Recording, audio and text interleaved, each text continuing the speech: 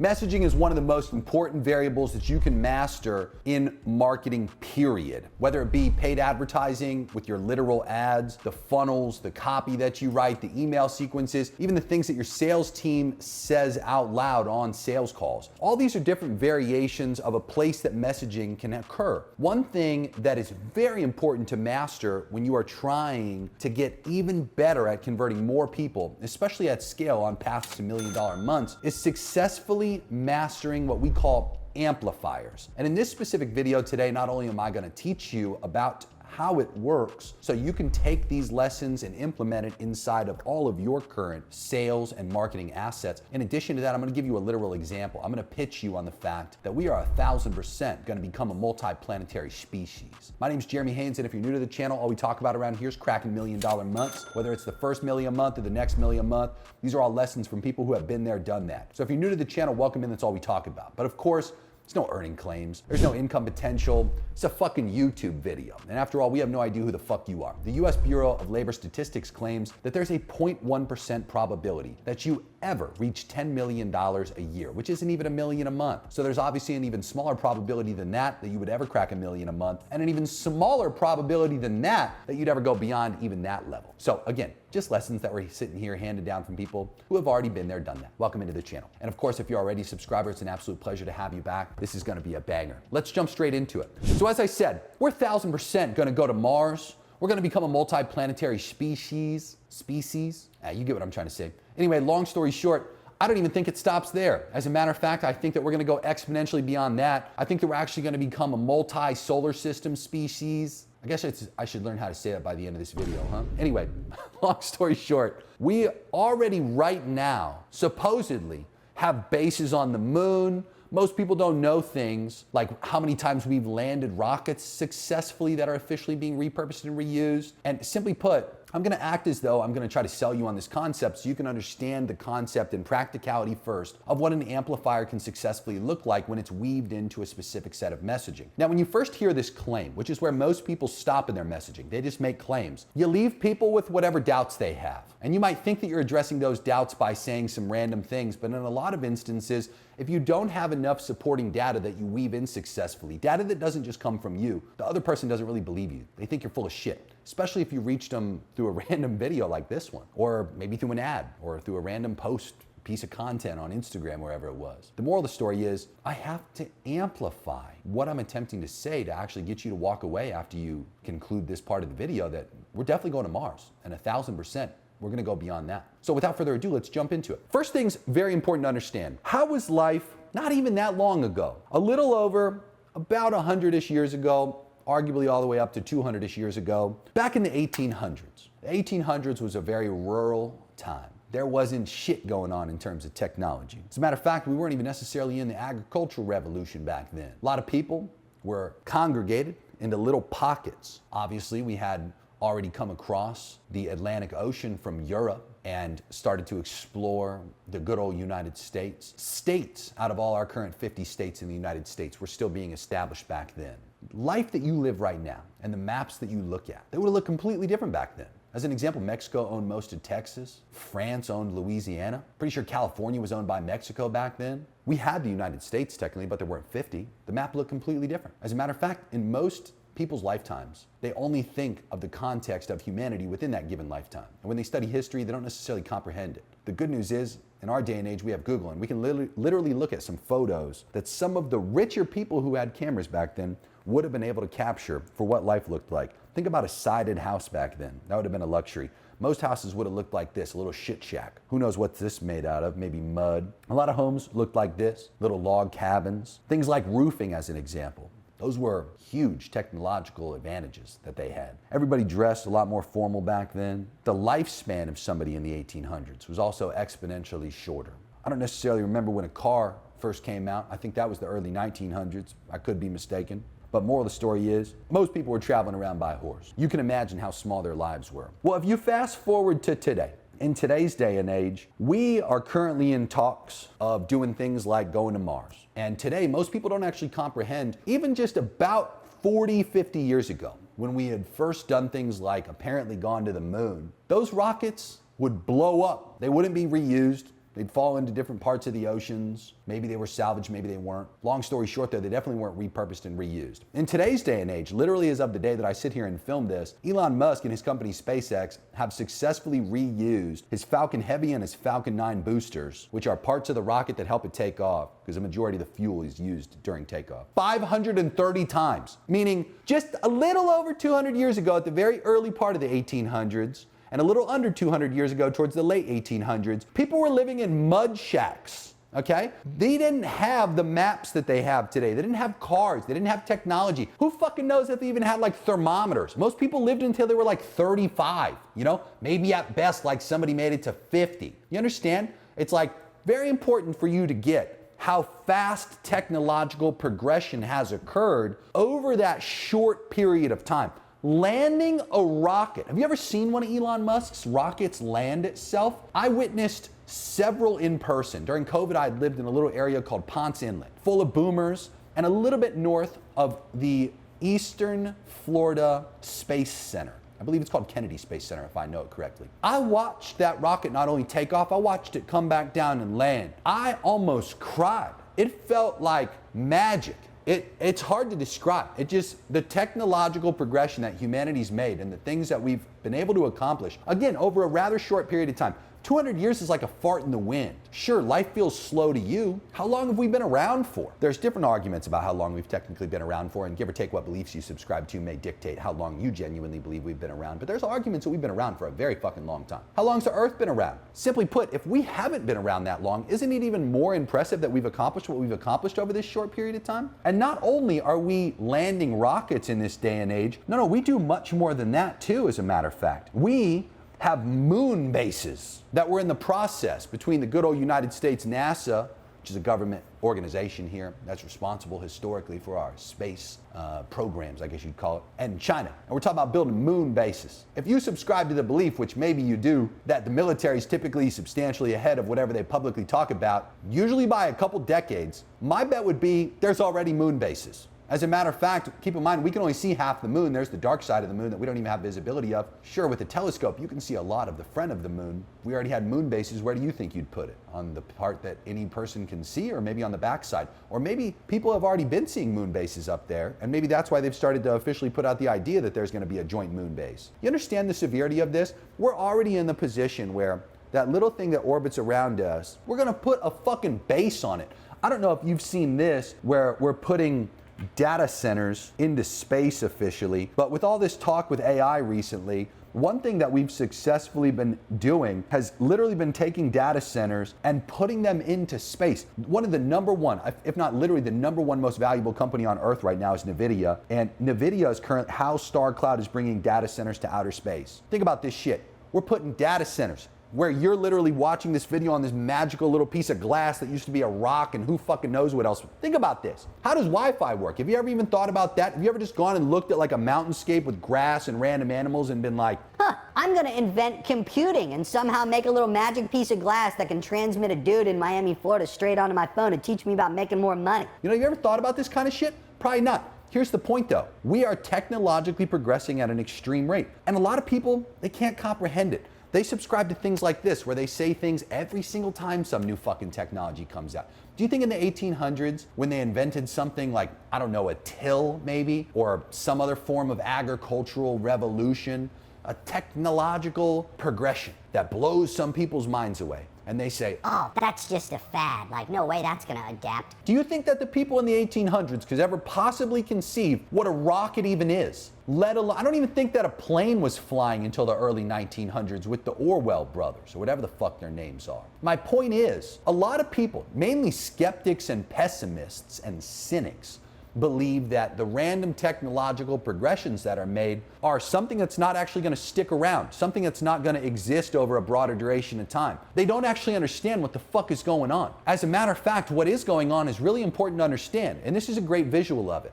This is GDP. GDP over a period of time from the early 1800s. As a matter of fact, 1820 is the origination date of this chart, up to very, very early 2025. And this data, what it does is it visualizes the current exponential growth curve that you see on the far right there. That exponential growth curve is literally what you are living in right now. Do you notice how hard it feels in some instances, depending on who you are and how hard you try to keep up?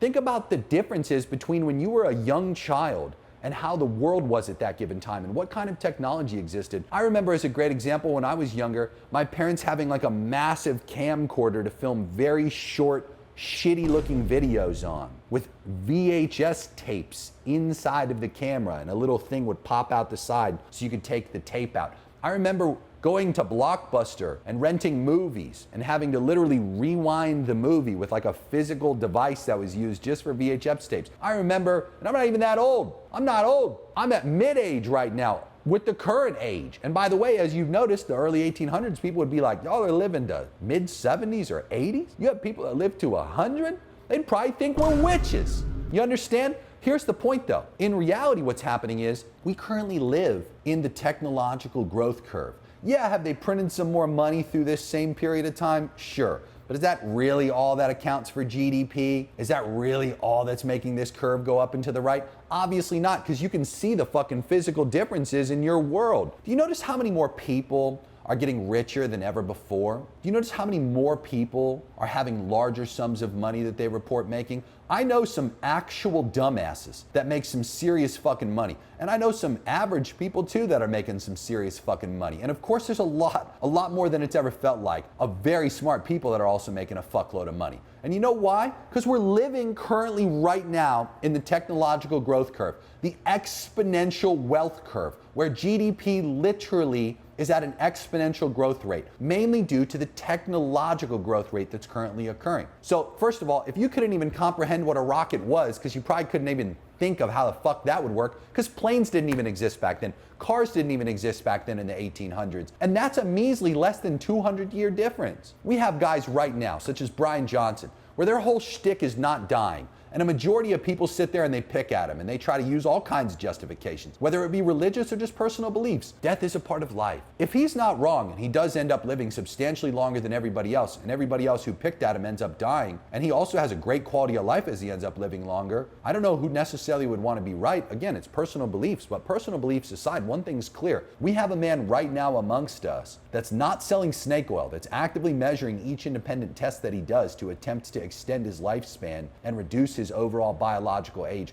We're witnessing things right now on these pieces of glass that transmit signals that were made out of all the raw materials that are around us. Just go look at a natural scape of land, a beautiful piece of nature with nothing built on it, and just remember, we built Wi-Fi out of that. Now here's the point I'm trying to make. Is it really that hard to comprehend that obviously within our lifetimes, we'll likely land on Mars and have a Mars base, let alone multiple moon bases? I wouldn't be surprised if different countries on Earth start fighting and literally have battles on the moon. Maybe that becomes a new battleground that we witness. Who knows which war that will be, but I'm sure that there'll be some kind of dispute over certain land territories, because there's got to be a better piece of land on the moon than others. And I would bet the same thing for Mars. And not only would I bet that Elon Musk, currently being the only person who has that initiative, is going to subside, I bet there'll be many people within the end stages of our lifetimes that are actively pursuing the same things, because it takes one person, it takes one individual to do something to make a fuckload of other individuals immediately feel like it's possible. Stage one versus stage two people. Stage two people require stage one people to take the massive risks first.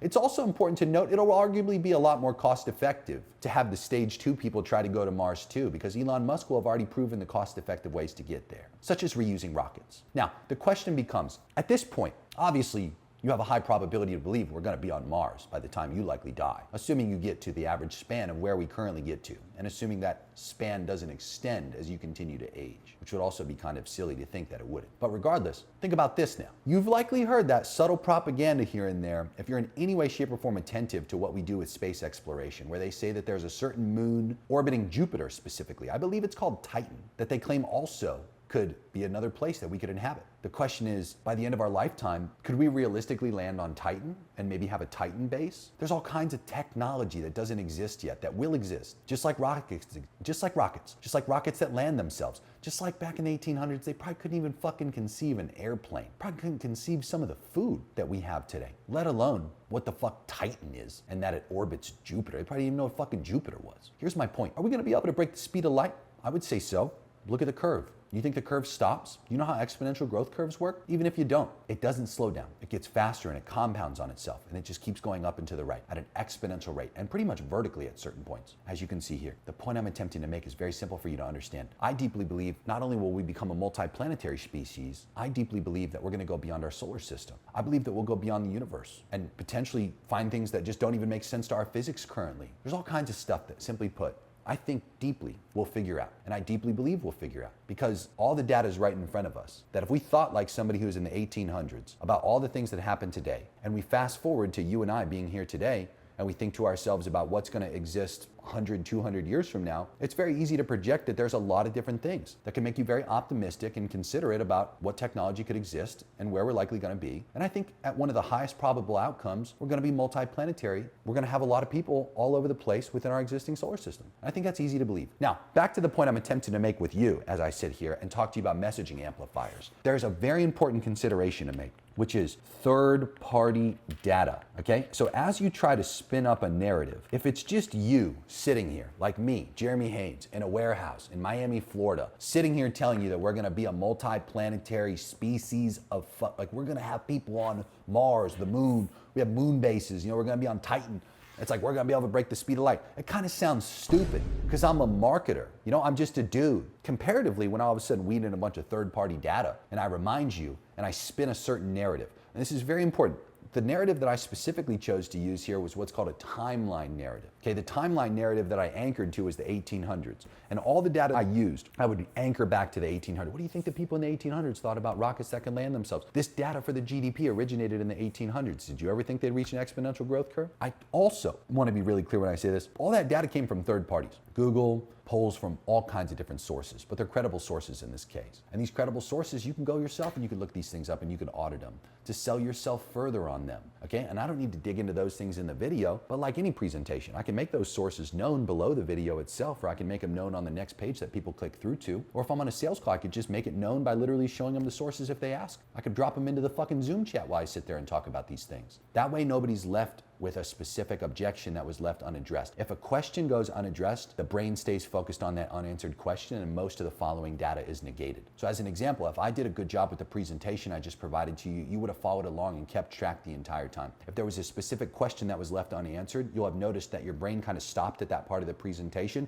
and you didn't really hear or comprehend much that I would have said after. So it's very important to note, you also have to make claims and then immediately support those claims. But rather than supporting those claims from one perspective, you want to provide multiple perspectives. So ideally, you have multiple sources of truth, okay? Now, if I wanted to take it one step further in all of that, I'd also want to prove credibility of these things. Because as an example of what I just said, that could be something that comes up that, well, where's this guy pulling this shit from, right? And again, if I don't talk about that within the video itself, that can leave you in a position where you're like, yeah, but I mean, I don't know, that guy might be full of shit, okay? It's also important to note that rather than just making a claim, which is what a majority of people do, you have to substantiate the claim. And that's essentially the whole point of what I'm attempting to make here. An amplifier, in a nutshell of explaining it to you, is rather than just talking about the general best practices of messaging, like problems, circumstances, and outcomes, we amplify the power of those specific things. And we amplify it typically through third-party data, through stories,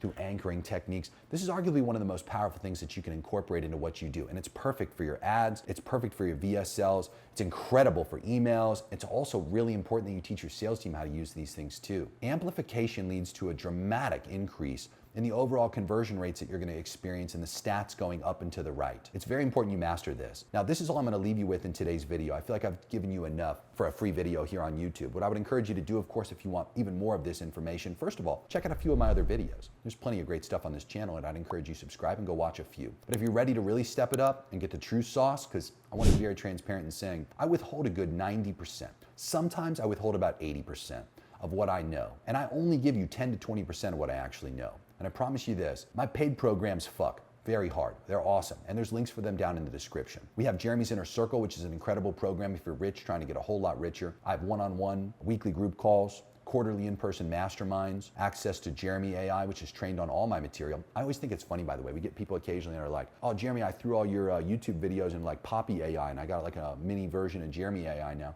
And again, it's very important to note, I literally withhold a majority of what I could sit here and talk to you about on YouTube, whereas our actual Jeremy AI is trained on calls that people don't even have access to, like one-on-one calls, client calls, consulting calls, literally every single message I've ever sent, including voice notes and actual things I've typed out, of course. All my training videos that you don't have access to unless you give us money, and no, they're not available through some pirate on the internet, and all kinds of other training material. Jeremy AA is awesome. We get really good feedback from the people who go through the group, and they're very high-level people who go through that. We have a very active group chat full of rich people trying to get a hell of a lot richer. There's also a massive course fall. Lastly, we have what's called Master Internet Marketing. It's a 7-week class. It's extensive. Each class is about 2.5 to upwards of 5 hours per class. There's homework libraries in between each one. Each week covers a completely different topic of the digital marketing landscape, things that you must know to be able to get some serious results in the current landscape of marketing. And yes, of course, it's updated with everything that's modern. We update the class annually, to be clear. So anytime that there's something significant that changes, we go back and we update literally the entire class or whatever's appropriate to update. And in between those annual updates, we of course give new SOPs, new training videos, have an active community, and answer questions in between those live classes. If you join in between one of the live classes, you get access to the most recent up-to-date cohort of information that you can go through immediately upon joining in. We're very excited to help you out one way or the other, whether it's for free here ongoing on the YouTube channel or whether it's through one of our paid programs that there's links for down in the description. Subscribe to the channel. Thank you so much for being here, and go out there and get richer. Talk soon.